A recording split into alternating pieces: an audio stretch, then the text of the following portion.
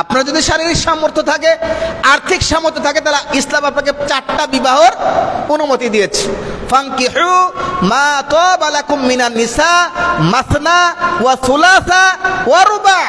তোমরা তোমাদের পছন্দ মতো বিবাহ করো, 2 জন, 3 জন, 4 জন করে। তাহলে সর্বোচ্চ একসাথে আপনি 4 জনকে রাখতে পারবেন।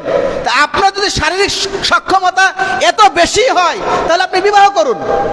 আপনি পরকীয়ায় কেন লিপ্ত হচ্ছেন? আপনি জেনা ব্যভিচারে কেন লিপ্ত হচ্ছেন? আপনার সামর্থ্য আছে, আপনি বিবাহ করুন।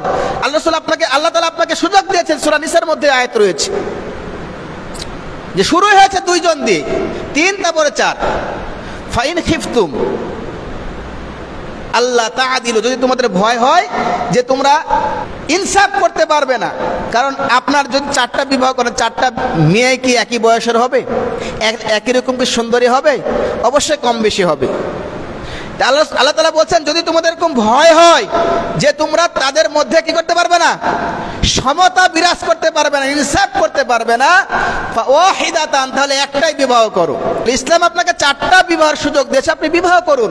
কিন্তু আপনি অবশ্যই জেনা ব্যভিচারে লিপ্ত হতে পারবেন না। স্ত্রী ছাড়া, দাসী ছাড়া অন্য কোনো মহিলাকে কামনা করা যাবে না, হারাম।